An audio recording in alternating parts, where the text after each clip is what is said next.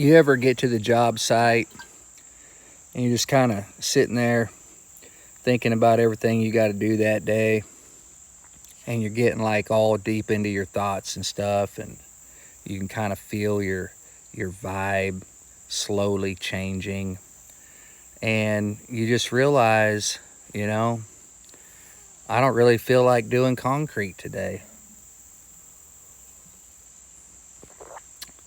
So what I do on days like that, because that stuff happens to me all the time, and today I just so happen to have to do concrete right back there. You see my truck right there?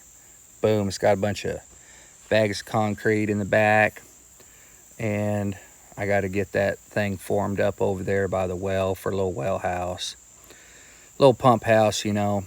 And it's not gonna be big, 4x5, but mentally I'm just not ready. So I thought I'd just turn on my phone here, hit record, sit here for a few, make a video and talk about it. And I was just wondering, like, if you guys could go back in time, all right, to back to a younger you, back whenever you were full of dreams and hopes and ambition and aspirations and all the things, and you could change your profession, what were some of the things when you were younger that you really wanted to do? Did you do them? Did you give up on that? You know, what would you change and go back, and what kind of profession would you have done if you could have? Like, let's say money was no object, you can go to whatever college you wanted to. If you needed to go to college, maybe you didn't want to, maybe you just wanted to be a real estate investor or whatever.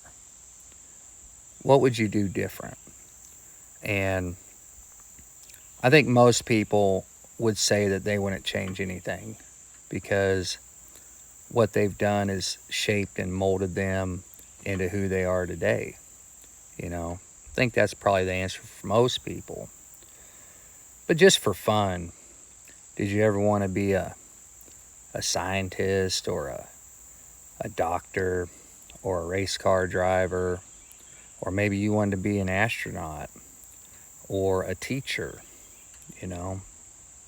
There's lots of things I used to want to be, but I didn't really do any of them until recently, whenever I started being a content creator. You know, that was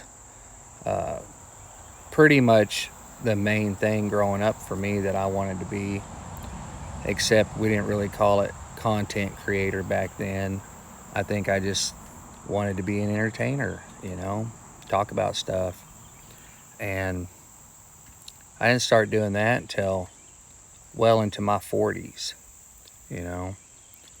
And sometimes we give up on the things that we really wanted to do growing up, you know, kind of give up on dreams and stuff. I've always wanted to write books, you know, kind of always wanted to be a writer. And I might do it someday, you know. I don't know, I like making videos too. I'll just do both. But I think the saying, you're never too late, or it's never too late, like to learn new things or whatever, it's probably true. You can always learn how to do new things if you really want to, you know. Most people aren't going to go back to college whenever they're super old and become a psychiatrist or a doctor or anything like that, but you could definitely do a lot of new stuff for sure, you know. Even things that don't cost a lot of money, like learning how to be a video maker, or learning how to talk on camera, or learning how to write a book, or write a screenplay, or do art, or whatever it may be, you know. You can always learn, I guess. And I'm just killing time right now. I better finish this coffee and get to work. Had a really hard day yesterday. You guys might have seen the video that I posted where we had storm damage, just like right down there, a couple houses down on Todd's house. He's the uncle of the guy that owns the cabin right here. So you guys already knew where I was. But yeah, so, you know, he's family and had a big, huge tree fall on his house and on his vehicle. And he asked me if I'd come help him because he knows I'm a guy with a chainsaw and, oop, almost spilled my coffee. Chainsaw and, you know, all the stuff to get it done. And my buddy Brian, that's right up the road here at Oark, little town. He owns the Oark Cafe and General Store, which is, I think, probably the oldest general store in Arkansas, you know, or close to it. And they cook food in there, and they have some of the best burgers and food anywhere around. If you guys haven't been there, I highly recommend it because it's a good place to eat. And Brian's a super cool guy. And I just want to tell you guys this story, man. We were clearing out the road yesterday because I couldn't even get my truck in there, you know, to even start on the house because there was big trees down over the driveway and stuff like that. So we started clearing that out, and we got all that done. And Todd, the guy down there that I was helping, he said, hey, let's just run up to Oark Cafe and let's just get a bite to eat. You know, the house ain't going nowhere. You know, the trees on the vehicle ain't going nowhere. Let's just go get something to eat, and then we'll feel better and we'll come back and start on the house and stuff. And I was like, okay, that's a good idea. So ran up the road to the Oark Cafe and ordered us up some food and everything, and we're sitting down eating.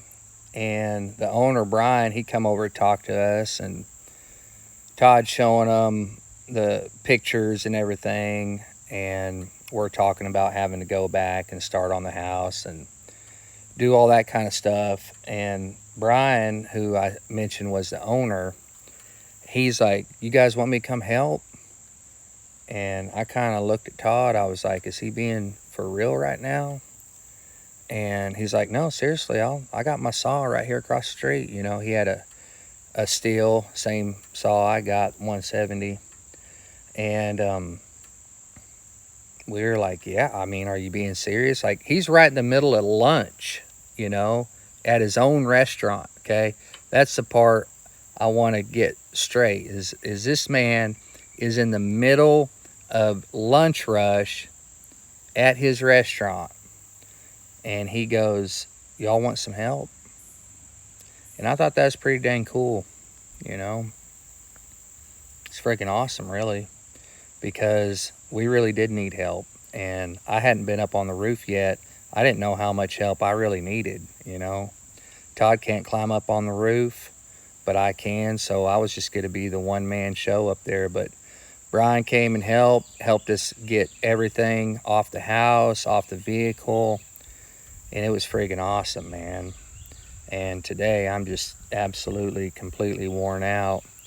And I got a day of concrete ahead of me. And I got to get over there and start working. But I just want to take a minute and say hi to you guys and tell y'all a little story. And thanks, Brian. If you're watching this, brother, is awesome. And I did shoot some video yesterday, so I will be putting out a video just with the cleanup and all that kind of stuff, and kind of how the day went, you know. There was some sketchy situations, I'm not gonna lie. Love you guys. I hope everyone has a good day, and I'll see y'all in the next video.